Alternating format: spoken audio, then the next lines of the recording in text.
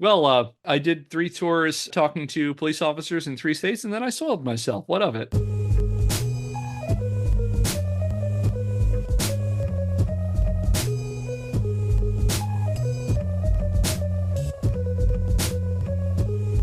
Hello, fellow netizens, and welcome to Scandalous Games, the show where we take a closer look at video game-related controversies. I'm Kevin Impellizeri, and I do the research and share a story of a video game-related controversy to my friends. Hi, I'm Phil, and you might as well consider me a video game newbie. I'm Kate, and I've been writing software for over a decade, but not the fun kind. And here we are. So pulling back behind the curtain for our listeners, we usually record our episodes each month in one big lump. So for us, this will be, I promise, I absolutely promise, will be the last episode we do as part of our deep dive into Dave Grossman. We're finally reaching the end of our look at the Killologist. And there's a term in academia called the so what question, which is basically you want to dive into a topic, you want to learn more about a topic, and ultimately the question is, so what? Why is this important? Why is this a relevant topic of conversation in the intellectual discourse? Why should people know about this thing? Today, that's what we're covering for Dave. This is ultimately the so what question. Why did I feel it was so important to devote basically a year examining Grossman's arguments, debunking them, and taking apart his alleged credentials? All of that is building up to now. This set of episodes here is the so what. Why should we be concerned about Dave Grossman? Why should we be concerned with this person who had this big role in the way we think about the violent video games debate? That is all we're going to talk about today. And all of that is going to hinge on the other big thing that Dave Grossman is known for. Chances are, if you know that name, if you search that name, you're usually not going to come up related to video games. It's going to be regarding police. Dave Grossman is an extremely influential police trainer in the United States. Some would argue he's the most influential police trainer in the United States.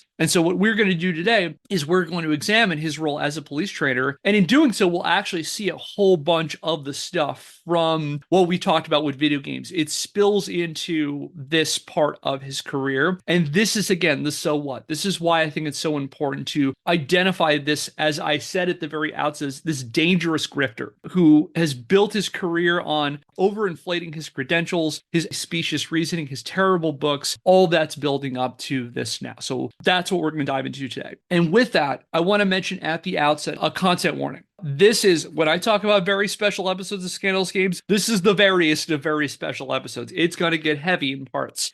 So content warning, there's going to be some discussions of violence, actual real world violence, especially police violence. And with that, we are going to talk about some police related killings. I will offer resources in the description. I will also put small content warnings as we go through specifically heavy topics. So that's what we're going to do today. And so maybe before we get started and dive into this, just how y'all doing? How you doing, Phil? How you doing, Kate? I'm doing okay. I think my excitement for this being the last episode of Dave Grossman is going to furnish me with the resolve I need to power through some really terrible topics. Yeah, same. I think this is carrying me through. I'm just really grateful to be able to move on from this topic. All right. It's like if you're a distance runner and you see the finish line, it's pretty close, and you've been running a lot and you're tired and you're ready to rest, but you see that finish line, you get that like extra burst of speed where I'm going to sprint, I'm going to run this out at the end. That's where I think we're at right now. Like in basketball, it's a 7-game series. Everybody's exhausted by game 7, but it's like at the end of this game, it's all going to be over. Yeah, this is our game 7. This is our last stretch of the marathon right here. So let's dive right into it. And so if you want a background on Dave, I'm not going to do as much of a recap now just because we've done so much of that already. Check out our previous episodes. We've done a lot of this already on Dave. But I'll kind of put us in a point of time. So as we covered in the past, in 1998, Dave Grossman retired from his career with the U.S. Army after 23 years of service. He also left his position as the head of the ROTC program and adjunct psychology professor at Arkansas State University, whereupon he formed his own business, the Killology Research Group.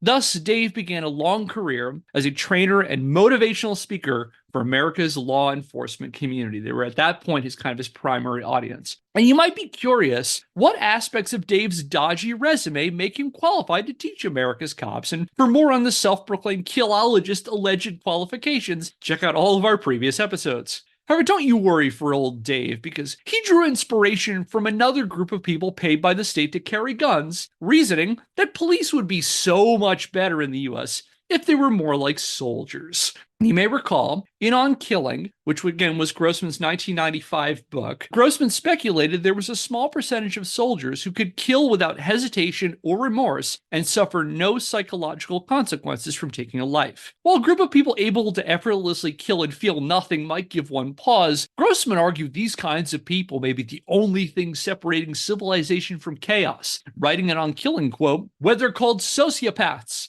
sheepdogs, warriors, or heroes, they are there, they're a distinct minority, and in times of danger, a nation needs them desperately," end quote. I seldom hear people talk about the positive aspects of sociopathy, but here we go. And Dave made it his mission to transform America's cops into warriors ready to kill. And over the years, Dave refined this idea into the belief that there are three types of people in this world, and which category you fit into is directly related to your eagerness to do violence to other people. Those categories are wolves, sheep, and sheepdogs. For Dave, the majority of people are sheep. On the one hand, sheep are kind and docile. They don't want to hurt anybody. On the other hand, they're naive, incapable or unwilling to acknowledge that other people in this world wish to do them harm, and unable to make the sacrifices necessary to keep the flock safe. Those people looking to harm them are wolves, violent, dangerous predators eager to mercilessly prey on the sheep. Therefore, the sheep must rely on the sheepdogs, people as capable as enacting violence as the wolves, who use their powers to kill to protect the sheep.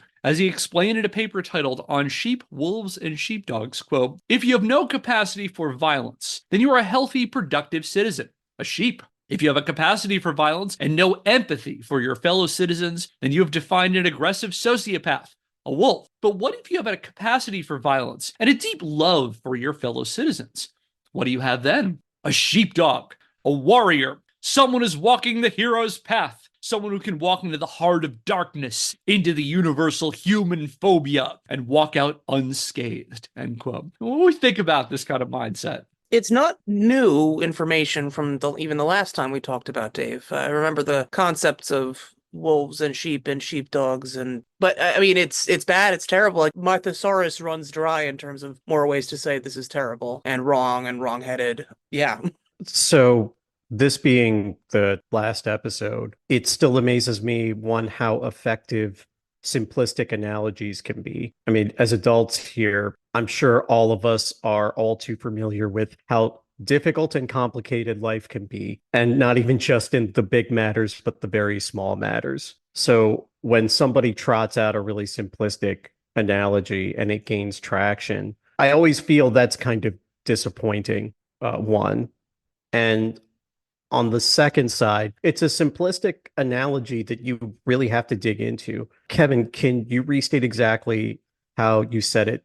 The sheepdogs, how are they defined? I'll quote that again from Dave. "What if you have a capacity for violence and a deep love for your fellow citizens? What do you have then? A sheepdog, a warrior, someone who's walking the hero's path, someone who can walk into the heart of darkness, into the universal human phobia, and walk out unscathed." Right. Let's not jump past the phrase a capacity for violence. Like, how does a person who has deep love for their fellow human being just develop a capacity for violence? You don't just wake up one day. It's not like puberty. You don't just wake up one day with a capacity for violence. There's an incepting moment or factor in your life that imbues you with that. Either you were, I don't know, born a psychopath, or something terrible and probably traumatic happened in your life, or you were indoctrinated that way. And that had some really deep psychological wounds that you may not be able to explore until later. And I'm sure thousands of soldiers who come back from active duty with PTSD can tell us all about it. So just that premise that you can just happen to have a capacity for violence and also a deep love for, I mean, that in and of itself, I think is just cause for us to pause. Yeah, and I think it's alarming for anyone who has been around other people for as long as you'd assume Dave is at this point, and comes out, one, thinking like, there are only three types of people in this world, number one. And number two, at least 2/3 of them are willing to murder, some of them in a quote-unquote righteous cause, and some of them not. That's alarming to me. I don't like the thought of, like, anytime I go out there, so So statistically, that means, so like if I was in a room with 100 people, that means statistically based on this, assuming that the statistics are roughly even, and I don't know if that's true, assuming that at least 2/3 of the people want some level of people dead is kind of alarming to me to think about. I could not go through life. I do not envy the person who goes through life thinking this way. How do you function? That being said, also, if there's a fair amount of repetition to Dave's message, it's got to be because it's working. He has changed his tune in the past, as we've learned in, some aspects of his career that aren't quite landing him the whatever he's after, the money and the attention, etc., that he's looking for. So it sounds like this is where he's found his niche. Oh, yeah. So we got these three types of people, sheep, wolves, and sheepdogs. And guess which one of the three he thinks cops are? I also want to point out that Dave Grossman has been on record saying that he has never killed anyone. So I raised the question, does that make him a sheepdog as he identifies? Or is he a sheep? Is he a person that is incapable of killing and is okay with other people going? Then maybe he's a different kind of animal. Maybe he is a person who has never killed, but eagerly encourages other people to righteously kill if the situation calls for it. Well, hang on, I have a question. Is he, when he says I've never killed anyone, does he say simply I've never killed anyone, or is it like, well, I've never had the opportunity to kill someone, but if I had to, I totally would? That's pretty much the way he frames it. He's pretty on record that he hasn't killed anybody, but it sounds like but he would if he could, or he sounds could. Like if I was in this situation, I'd totally murder. I would help myself to a murder. If it's out there, if someone's put out there the opportunity, I'm not going to say no. Listen, I haven't killed anybody, but I'll help myself to some killing if the situation calls for it. I then wonder what kind of animal you might consider a person like that. So maybe we'll put that to our listeners. scandalousgamespodcast@gmail.com. What animal do we think Grossman is in this pantheon of murderous or non-murderous creatures he's created? And how much Punisher merchandise is he invested in? Oh, dear God, I cannot imagine. All right, anyway, through seminars, workshops, and courses with names like Sheepdog Training, Bulletproof Warrior, and The Warrior Mindset, Dave and his team of equally qualified so-called experts spread his Killology gospel to countless law enforcement officials. In fact, it's safe to say that Dave Grossman is one of the most, if not the most, influential voices training America's cops, and he speaks to hundreds of law enforcement agencies a year. In 2019, he joked to Josh Eels of Men's Journal about his prolific schedule. According to Eels, quote, he spends almost 300 days a year on the road, usually coming home one night a week for what he jokingly calls a conjugal visit in clean underwear before heading out again, end quote. And I just threw up a little bit having to think about Dave's sex life. Well, two things before we get too far away from it. Do you have any information on how many farmers turned up with their border collies for the sheepdog training, and just got and upset and wanted their money back? And also, why did he have to specify clean underwear? Did something happen? Did you receive some feedback at some point? Yeah, he's got other issues to go here. It's I did 3 tours talking to police officers in 3 states, and then I soiled myself. What of it? Okay. Well, and again, I'm sorry to interrupt again. We don't have to put this in the episode if we don't want to, but I've seen twice in various advice columns and stuff that I read or podcasts of straight men who are not cleaning themselves properly after using the bathroom because they feel like wiping your ass is gay. And so I wonder if, Dave just seems like he would also do something have a system that is disgusting that way.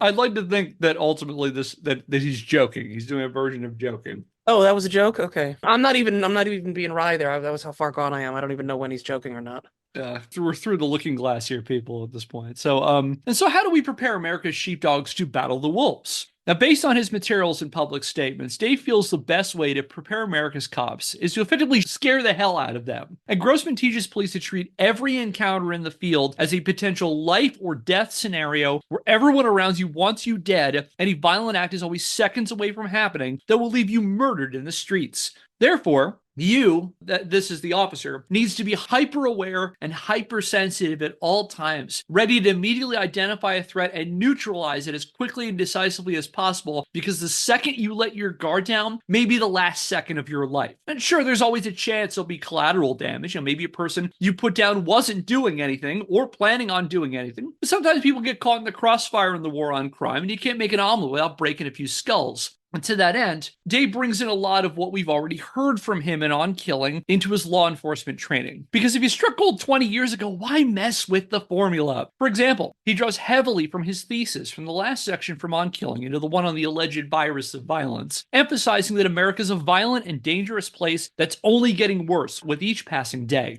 However, these days he gives a real healthy dose of post 9/11 as fuel through Donald Trump fear-mongering, where America's a Mad Max-style hellscape where enemies are everywhere and need to be stopped by any means necessary, and his talks are a fever dream of mass shootings, child murder, rampant terrorist attacks, and ravenous hordes of violent teens. For example, from an account by Brian Schatz of Mulder Jones, who attended one of Dave's talks in Lakeport, California in 2017, quote, Grossman views the world as almost unrecognizably dangerous, a place where gang members seek to set records for killing cops, where a kid in every school is thinking about racking up a body count. His latest book, Assassination Generation, which is an aside we took a look at in our previous episode, insists that violent video games are turning the nation's youth into mass murderers. The recent wave of massacres is just the beginning. Please stop calling them mass shootings. He smacks the easels. These crimes are everywhere. He foresees attacks on school buses and daycare centers. Kindergartners run about 0.5 miles an hour and get a burst about 20 yards, and then they're done. It won't just happen with guns, but with hammers, axes, hatchets, knives, and swords. His voice jumps an octave. Hacking and stabbing little kids. You don't think they'll attack daycares? It's already happening in China. When you hear about a daycare massacre, he shouts, tell them Grossman said it was coming. That's not the end of it. More people are signing up with ISIS than we can count, Grossman says. He predicts a terrorist organization will soon detonate a nuclear bomb off the West Coast. We have never been more likely to be nuked, and we have never been less prepared. Terrorists will send suicide bio-bombers across the border to spread deadly diseases. The day will come, Grossman insists. Folks, it is very, very bad out there. End quote. Thoughts? Wait, can you say that again? We've never been more likely to be nuked? Yes, he said that. Based on what? Based on the wild images that are behind the eyeballs of one Dave Grossman. Based on how loud he is yelling. Also, Kevin, I thought you were going to burst a blood vessel there. When I first read that, it's like, well, how does anybody take this guy seriously? He sounds like, it's like that difference between like him talking to a large crowd of people in this convention hall or, BPOE or firehouse rental space versus like a guy talking on a street corner. Yeah, I mean, that is interesting, right? Because he could be making that same speech, into a speakerphone on a street corner. We've seen plenty of folks doing that. But then, yeah, if you put him on a stage somewhere, and it's interesting to me, you say, like, why does anybody take this guy seriously? He's confirming a lot of stuff for folks who want to hear that and who already agree with that. I mean, it's interesting to me to see people who I know over time are making large, like sweeping generalizations based on nothing that probably at one point were based in some sort of fear that came from some much more mild headline somewhere. I'll give you an example of somebody I know. I was mentioning a friend of mine was thinking about moving to New York City for a job, and I had pointed out about like salary, you need to make a lot of money to live out there. And, this person I was speaking to was like, and they, but nobody wants to live in New York. It's so expensive. And this was what they said. I don't agree with it at all. And all the immigrants out there doing all the crime, and like, no one wants to move out there. And I'm like, what? But so if a person has that belief, that is to say, then somebody like him screaming like a lunatic that we're going to get nuked and, there are daycare center massacres happening every day in China. I can see people just getting, like, yeah. You know what I mean? And it's also like, I'm concerned about these things and I don't have time to look them up, but I have this guy who has been brought in as one of the renowned experts on Killology. And if you trust that he is an expert, if you believe that he is an expert and you don't look too far into him, if this expert is saying that things are bad, well, that's going to scare me even more. So some of it is if you have preconceived concerns, and this is a person who is then validating those preconceptions. Right. I mean, on a high level, what are the possibilities? He could either be an expert or he could be a grifter. And everything we talk about is a check mark under grifter. Dave also never forgot that media violence is what made him relevant in the first place, and the dude who turned a school shooting into a springboard for success never fails to cite the insidious effects of playing too much Time Splitters 2 as a reason America is such a dangerous place. For example, on May the 25th, 2018, Unicorn Riot, a media group that monitors right-wing groups in the United States, publicly released a Bulletproof Warrior handout from a 2018 seminar Grossman hosted in Minnesota earlier that month, giving people a glimpse into the kinds of things Grossman and his team tell America's law enforcement behind closed doors. These kinds of materials, these handouts are not publicly available. They're ones that he only disseminates in his courses. So they have this public view of them now, which came out back in 2018. On top of that, the copy Unicorn Riot acquired included notes written in the margins from the participants, whoever had this specific pamphlet was taking notes in it, and it offered an insight into what this particular officer took away from the course. The brochure, whose copyright is dated 1998. Again, this was from 2018. Copyright's dated 1998. I've seen this thing. Because why change your ideas when you nailed it the first time 20 years ago? Yeah, you don't have to put wine for dummies and come up with new additions as new facts come out. Yeah.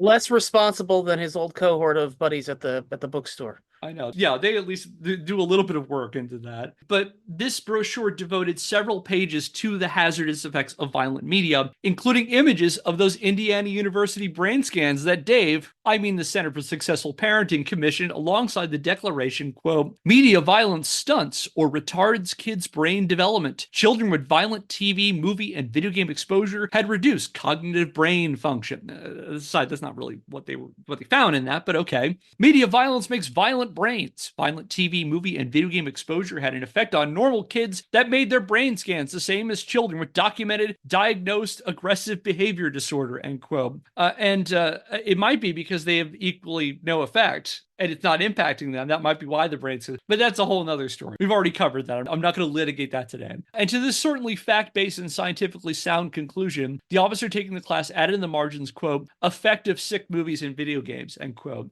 And if I'm being super pedantic, the officer used they did affect instead of effect. They don't have time to check for spelling. We don't. I'm not going to devote time here to debunking Grossman's worldview because we've already done more than our fair share of this on this show, and this series is long enough as it is. I will say that based on the FBI's uniform crime statistics, his argument that America is more violent than ever due to runaway crime is even less true today than it was when he warned us about his so-called virus of violence back in 1995. On top of that, he's been pretty much wrong about everything he has said about violent video games, to the point that you think he would get some facts right based on the law of averages alone. If Grossman told me today's date, I feel like I'd need verification from at least 2 reliable sources before I could believe him. Today is Friday, Kevin. Hooah.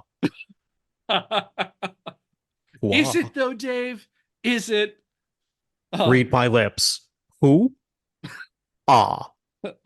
And clearly none of that stops Dave from painting America as a violent hellscape straight out of the paranoid fantasies of your racist uncle on Facebook. And he emphasizes to police that they stand at the thin line, keeping America from tumbling into chaos and anarchy. The courageous sheepdogs holding back the wolves from preying on the sheep. Because remember, that's what he thinks we all are. Or as the dude taking that Minnesota class added in 2018, clearly repeating something the person delivering the talk said, quote, you are the thin line of heroes preserving the fabric of America during these dark and desperate times, end quote. And in this environment of out-of-control crime, where a generation of young people have come to view everyone around them as potential numbers to add to their murderous high scores due to playing too much Bulletstorm or whatever, Dave feels cops have it worse than anyone. In addition to violent gangs, drug cartels, and ravenous hordes of teenagers whose minds have been irrevocably warped by playing too much Killer 7, police have to face threats from all sides, accusing the likes of riotous protesters and the lying mainstream media of cultivating fear and mistrust for our intrepid boys in blue. And, insert joke here about the overwhelming deluge of police procedurals, true crime shows, and the juggernaut that is the CSI, NCIS, Law and Order verse. And if you want a really nice starting point in the ways that media paints a very favorable view of police and downplays their systemic issues, I recommend you check out the Skip Intro series, Propaganda, which examines how different TV shows shape public perceptions of the police, and I'll share a link in the description. So even this idea that the media is demonizing cops and things like that does not hold up to any degree of critical scrutiny. And in that regard, Grossman and his team also tell officers there's another clear obstacle to police enforcing the law. This one's going to surprise you. The law itself. The officer who took that 2018 course lamented in the margins that cops have to play by the rules while predators try to kill them. Quote, we know what they are trying to do, kill a cop. So why do they expect us to act differently? They start this, but they ask us to play by rules, end quote. Another note implied heavy regulations and fears of lawsuits cause police to hesitate in dangerous situations. Quote, cops freeze due to laws, lawsuits, policies, politics, not training, end quote. Oh my, Grossman asks, why should police have to act within the law? So what then is a beleaguered officer constantly facing barbarians at the gates to do? Well, it's easy. Be prepared to kill anyone they encounter without a second's hesitation at the slightest hint their life might be in danger. Or as Grossman succinctly explained during that same Lakeport, California talk I mentioned a few minutes ago, quote, cops fight violence. What do they fight it with? Superior violence, righteous violence, end quote. I think it kind of goes back to something we talked about in our previous episodes where he's kind of obsessed with violence. He thinks about violence a lot in a way that, again, is, I think, troubling for someone who has such a big influence. That's right, Kevin. Superior violence, righteous violence. And that's what's going to allow us to take back Jerusalem. Protect the innocents. Oof. That was a reference to the Crusades and not any one of the hundreds of other politically charged sources that could be from. Yeah. Although I'm sure he has strong opinions about, given the current conflict, I'm sure he has very strong opinions about Israel. Everybody should use superior violence against each other. That's what will solve everything. Yeah. It's never not solved things. Oh, I'm glad you brought that up because hold on for a paragraph. We're going to circle back to that. Grossman doesn't want people to misconstrue his message, emphasizing up and down through his talks and training materials that he and his employees are not encouraging police to kill. Rather, he wants police to be prepared to kill someone if the situation calls for it. That being said, he's also pretty quick to emphasize that police should be ready in every single encounter to quickly and decisively neutralize anyone around them, or as he explained in a unit of one of his courses titled On Combat, quote, as a cop or a peacekeeper, your job is not to kill. It's to serve and protect. To do that, you may have to kill. The most effective way to stop someone is to fire a bullet into his central nervous system. It's up to God and the paramedics as to whether the man dies. Your job is to stop the deadly threat, and the most effective way to do that is to make the threat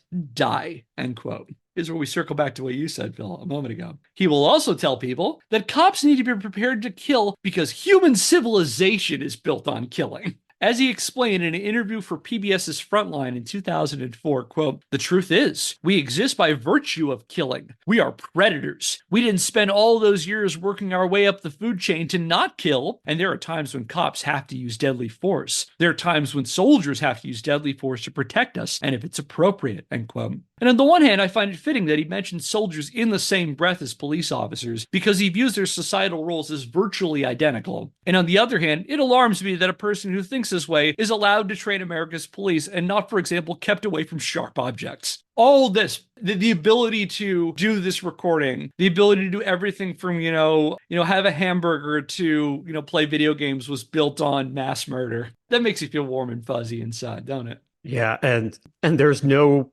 spectrum. It's just one possibility or the other. Just all murder. It's all murder all the way down. Yeah, it's murders all the way down. And so how then are police supposed to parse out who's a deadly threat and who's just an innocent bystander minding their own business? His courses teach officers to make snap, life or death decisions based on identifying verbal and nonverbal cues that indicate an imminent, unprovoked attack. And that handout from 2018 offers numerous signs a person is about to murder a cop, which it calls pre-attack indicators. Now, given how police often respond in stressful situations, you won't be surprised to learn that many of these alleged signs a suspect is about to attack an officer are wildly contradictory. For example, Dave claims it's a sign of aggression if someone exits a vehicle too quickly. However, it is also a sign of aggression if a person exits a vehicle too slowly, cautioning officers to watch for what he calls a felony stretch, a maneuver where people are allegedly looking for an opportunity to attack or flee. Other warning signs include dramatic movements or a lack of dramatic movements, not showing your hands or moving them around too much, answering questions too quickly, too slowly, or refusing to answer questions at all, wearing gloves. That is actually in there. Wearing gloves is considered a pre-attack indicator, and being nervous. And gosh, I can't think of any other reason a person might be nervous around a police officer. Must be that they're planning to ice that cop so they can move up the murder leaderboards and not out of concern. The officer will cap you if you look at them the wrong way. And it's this kind of grounded, well-informed worldview that has ensured the only people police kill in the line of duty are violent cop-hating monsters engaged in such heinous acts as having a mental health episode or wearing a hoodie or holding a toy or putting their hands up and not resisting, or doing literally fucking nothing. And it's not just cops consuming Grossman's ideas. In more recent years, as America goes through a succession of deadly mass shootings, Dave has expanded his clientele to school administrators, teachers, and anyone concerned about the safety of our children with money to burn. For example, I came across a flyer for a February the 25th, 2017 talk he delivered at Thayer High School in Thayer, Missouri, titled "The Bulletproof Mind and Safe Schools / Healthy Students," where for a mere $40 a person, you can see Grossman deliver his gamut of talking points, including, and these are all from the pamphlet, quote, "the threat to our students / schools, a surviving mindset, the role of media violence, the factor that all juvenile school killers had in common." Ooh, I bet it's video games. The research from Indiana University Medical School brain scan studies, and as I said, without disclosing his very, very close business ties to those studies, end quote. The flyer entreats, quote, "if you are in law enforcement, school administrator, teacher, or working security for any business or religious institution, you will not want to miss this eye-opening, life-changing, and warrior awakening experience. We are the line of protection for those lives that have been entrusted to us," end quote. He also says that teachers should be armed at all times with at least pepper spray. So that's pretty cool to have teachers armed, with pepper spray. And on top of that, it's become pretty common for local newspapers to report on Grossman rolling into their town in the wake of high-profile mass shootings to talk about how the likes of resistance, fall of man played a role in it, and how the only logical solution is to give every teacher a .357 Magnum and condition him to ventilate little Billy if he so much as asked for a hall pass. In fact, I'd argue that few people have personally financially benefited more from America's unique epidemic of school shootings than the self-proclaimed killologist, who can exploit people's anxiety and grief over the senseless death of children to say how Bionic Commando Rearmed or whatever played a much greater role in the shooting than, for example, online radicalization or toxic masculinity, or, God forbid, access to guns. So, Kevin, I mean, you see things in papers all the time where like a principal lightly laid a hand on a teen to prevent like a fight, like two groups of teens in a high school getting ready to throw down. And suddenly that person is now on trial for like endangering a child or something like that. So first of all, in a situation like that, where teachers or school principals are not even allowed to breathe on children, how does he expect arming teachers to work? And also, while I fully acknowledge that being a teacher seems to be getting increasingly more and more impossible to do, like teachers are being put in more and more roles, like trying to steward a classroom, I don't get how escalating a situation to the extent of arming a teachers is supposed to work. I guess the expectation now for teachers is that you look out in your classroom with a bunch of fifth graders or something. You just take your handgun, slam it down on the table. It's like, okay, who wants to be your hero and throw that next paper airplane? Yeah, actually, just let me out of here. That would be great. Listen, we're all going to learn about the catcher in the rye. Does anyone have any problem with that? This seems to be circling around the concept of being a good guy with a gun, which I think is one of the lowest arguments for why people should have guns. We could talk about that later, but I thought you were going to talk about the thing from The Simpsons with great Uncle Wendell, who always had an expression: kill them all, let God sort them out. It took 75 federal marshals to bring him down. Now let's never speak of him again. So yeah, Grossman, it seems, would be totally okay with teachers being quote unquote good guys with guns. And again, he emphasizes, pre-attack indicators. His entire philosophy for police, and it seemed by extension, like other, administrators and people who work, in positions of authority. It almost seems like his worldview is like, it's like, imagine you're at a party. You're in a group of people you're talking to, and someone has told you without any warning, without any provocation, someone's going to sucker punch you. Like without any warning, you could be sitting there talking about whatever and encouraging you to have the mindset of constantly being hyper aware and looking around to see where that punch is going to come. And then realizing you don't want to get punched in the face. So maybe I try to stop this person. I slug them before they can get me. And then you kind of look for like subtle things. And then maybe somebody looks at you and goes, oh, that's the sign. And you just go over and you just clean that person's clock. And obviously they were not going to do anything to, because this is a party and we were talking about, Helldivers drivers or whatever, and now no one likes you and won't invite you to their parties, but they're not acknowledging the fact that you were the real hero here. You identified the threat, you saved the party, and now they won't talk to you because they're ungrateful. And that's kind of the way I think that Grossman thinks of the world and the kind of mindset he's trying to engender in not just police, but at this point, like extending to like, school administrators and teachers and like literally anybody who will give him money who will tell this to. I mean, if your fear about a party is that somebody's going to sucker punch you, maybe you should like stay in and play Catan or something. Yeah, maybe socializing is something you need to work on, or maybe not. Maybe go away from other people, and we'll be okay here. Yeah, I might stay in if that was what I was looking at. So that's the kind of world he peddles in. And like, so there is a pattern I've seen of news accounts about Dave, particularly from local papers, where they'll talk about him coming to do workshops, either with law enforcement or school officials or at the local church. And they'll usually talk about within the context of school shootings and mass shootings that happen around the same time. For example, in July 2022, Grossman hosted a seminar at Grace Church in McKean, Pennsylvania. The local paper, the Erie Times News, reported on his upcoming seminar in a July the 4th, 2022 article, noting his presence in Erie to talk to local parents, school officials, and police in the wake of the May 24th, 2022 shooting at Robb Elementary School in Uvalde, Texas. And the Killologist offered his time-honored techniques to the McKean community for the low price of, and this is real, $14,000 for his 2-day seminar. When asked about his fear-oriented, police violence-centered approach, a company spokesperson dismissed these criticisms as, quote, inaccurate, end quote, arguing the dude who encourages cops to shoot first and ask questions never, and believes the human species was built on violence, quote, doesn't advocate violence at all, end quote. And this, again, is the same guy who also encourages cops to get all aggro with everyone they encounter, such that people fear for their very lives around police, explaining in that 2004 PBS Frontline interview I mentioned a few minutes ago, quote, if you're truly prepared to kill, number one, you're less likely to have to kill them. The enemy will look in your eyes. They see the steely determination. They back off. A predator smells fear. They attack. They see uncertainty. They see fear. They attack. If they see the steely determination to turn your brains into a flying pink mist, they tend to back off, end quote. This, of course, encourages a worldview where police perceive everyone around them as a threat they need to dominate, which is a super healthy worldview. I'm sure won't cause any issues whatsoever. So this is what I talked about when I said this guy's obsessed with violence. This is the way he talks about this stuff. All right. So Grossman's ideas have also expanded beyond Grossman himself.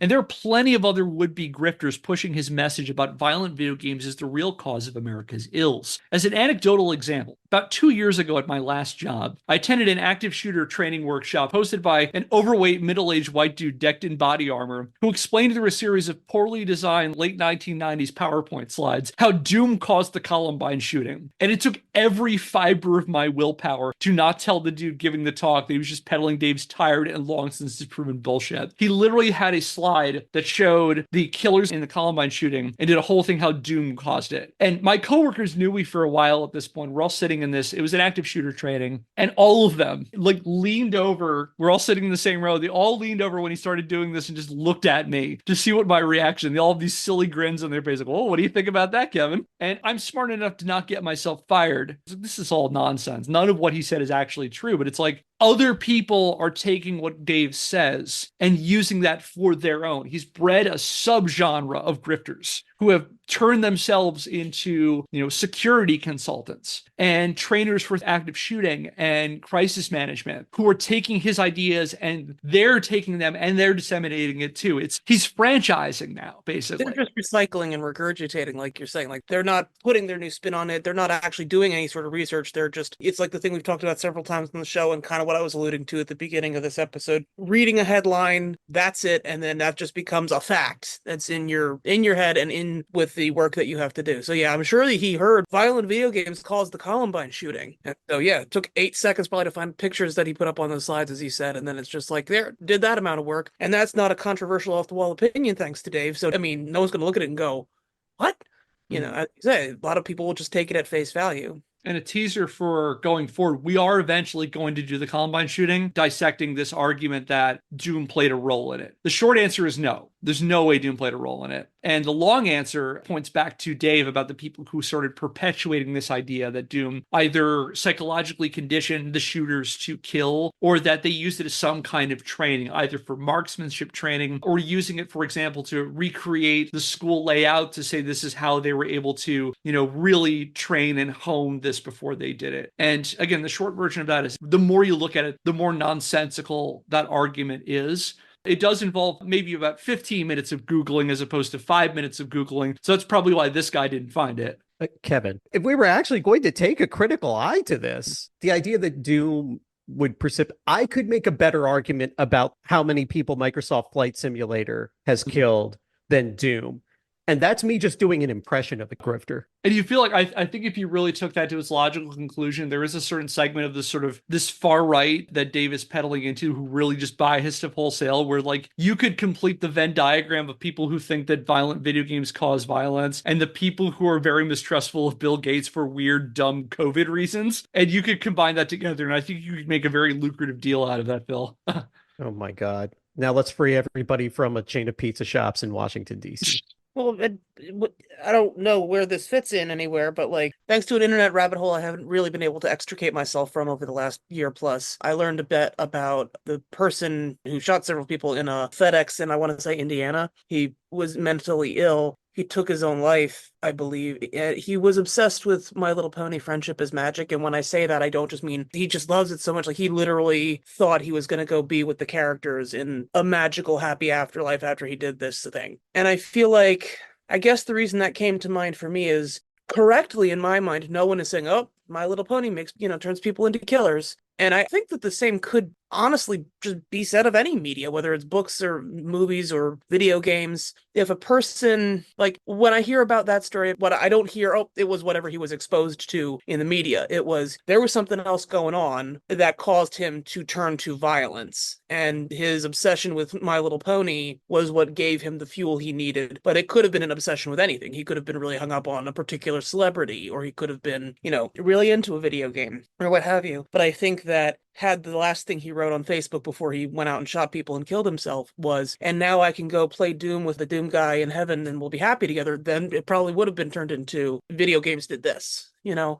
was rambling. I don't know if that was about, but yeah. That was rambling. I thought that was an amazing insight. Like, if you can make an argument for video games causing violence, it's only to the extent that obsession over any media can drive someone to violence. Yeah. Yeah. And Kevin, your earlier point, there has to be something inside you that makes you able to and want to kill, to be able to say, I'm going to take a gun and I'm going to go out and kill people. Yeah. That threshold between killing and not killing is malleable to some extent. And you filter that through something. In this case, this was My Little Pony for this person. In another case, it might be, any other kind of media. It's like the stuff about was it John Hinckley shooting Ronald Reagan because he saw, was it Jodie Foster in Taxi Driver? Yeah. Or what's his name, who shot John Lennon reading a lot of Catcher in the Rye. It's a... Obsession can make somebody do something strange and bad and can make people kill other people and has been shown to make people, act out violently and take people's lives. And I will also say, not exactly saying as, playing devil's advocate or something, but I know we've also talked about this way back in one of the earlier episodes that I was in, and I brought up the Story Rage by Stephen King, and that he allowed to go out of print because enough people who went out and hurt people or brought a gun to school were obsessed with that book by accounts of people who knew them. Like, it wasn't just, oh yeah, he had read it or he had a copy of it in his house. It was, no, he loved this book. He wrote a 10-page essay for school about it. He read it all the time. He carried it with him. And I think that he hasn't really said a lot publicly on the topic apart from it's out of print, and I think that's a good thing. I think that is an example where, again, you're not going to read a book about violence and immediately say, I'm going to go do that. If somebody is in a place where they see it, you could say something similar, the whole joke about you watched Fight Club wrong, or you watched American Psycho wrong. If you see yourself in the character in the book Rage, whose name I'm blanking on, or in, one of these characters in a violent and shocking piece of media, and that inspires you to emulate them in some way, it's not inherently the fault of that piece of work. That's not the book's fault. It's not the movie's fault. There's something else going on that gave you this idea, I guess. Yeah, I think that's a great point. And it's like you are relating to this in some way, and it says more about you than the media that's creating. I would say, yeah, it's more speaking to something that's, to use kind of the language you talked about, Dave, regarding the way he thinks about violence. It's like it's already speaking a language you are familiar with. It is connecting with something that you are already thinking about. It's more about the person than it is the medium by which this happens. And then there's other things you could talk about, like access and opportunity. How was someone able to enact a mass shooting? Like they found it easy enough, for example, to find weapons that they could do this thing. They found places where they could act on this. There might have been warning signs that people may have seen but did not connect. Usually when you see these stories, it's like there were a lot of warning signs. Again, we'll learn about this when we talk about the call motion. There were tons of warning signs before the actual shooting happened that have nothing to do with any kind of media, but more about behavior, which again, we'll talk about in more detail. Does anybody else want to make another last point? Sure. I just wanted to make one other interjection about video game violence. But like, let's talk about the video game Helldivers 2. You know, sometimes when people don't do the right thing, like friendly fire is something that happens in Helldivers 2. And sometimes when everybody in a party doesn't do the right thing for some mundane reason, like, I don't know, we didn't bring all of the samples onto the ship that takes you home, or we boarded it too early, the host will lose their mind and kill all the other players. Now, like, is the answer there to arm everybody else? We all have small nuclear warheads in the game. Like, we can call down lasers from a ship that circles over you over the entire day. We can call in napalm. You know, we can put down like Gatling gun turrets. There's no more heavily armed we can be. So when the community has a conversation about how do we stop people from murdering everybody else in the game, you know what everybody unironically talks about on the forums? How do we remove the ability for these people to do that in that situation? It's like if we're doing a simulation to, I mean, I'm assuming everybody has gotten the point by this point, but just to spell it out, in a simulation where we play this through the way grifters like Dave Grossman say, like the actual thing that happens is just sort of like, well, that's shitty. We should just take people's guns away when they get on the extraction ship. So we even have to do that in that Wild West world. The only solution to a bad guy with an Eagle smart bomb is a good guy with an Eagle smart bomb. He's got it tucked into his waistband at the Olive Garden. At the waistband at the Olive Garden, the never-ending napalm strike and salad. When you're here, you're cannon fodder. So going back to this whole thing that, you know, people are parroting these ideas, people are giving Dave money to come talk about this. And like, there are people who are really anxious about, no one wants school shootings to happen. I think we're all in agreement on that. And people are concerned and they are scared. And this is a guy who claims to have answers. People are looking for answers. That is what he is selling. He is selling answers to the tune of $14,000, where he'll basically say, well, yeah, it's video games. Of course it's video games. And that he's also peddling this idea to police that, you know, everybody around you wants you dead. And the only way that you can mitigate that is be ready to kill before someone else, to have a monopoly over violence. And him peddling this to police is upsetting. And so on that very, very cheerful note, we're going to wrap up today. And next time, we are finally going to be wrapping up Dave Grossman by looking at the system under which Dave Grossman has risen to prominence as a police trainer, and Dave Grossman's relationship to the growing militarization of America's police. And we'll use that as a point to finally wrap up this way, way too long look at the self-proclaimed killologist. And that will do it for today's episode of Scandalous Games. If you like what we're doing and want to help the show, subscribe or follow us wherever you get your podcasts and leave us a rating. If you want to learn more, check out our website, scandalousgamespodcast.wordpress.com, where I publish the show notes and the sources for every episode. Our theme music is Occam Secret by Seek Knowledge via the Free Music Archive, used under CC BY NC SA 3.0 US license. If you have a question, comment, or idea for a topic for a future episode, email us at scandalousgamespodcast@gmail.com. And until next time, I'm Kevin Impellizeri. I'm Phil Thomas. I'm Kate. Thanks for listening. We'll see you next Scandal. Subscribe to Fat Roll Gaming on YouTube. Helldivers 2 content coming soon. Woo!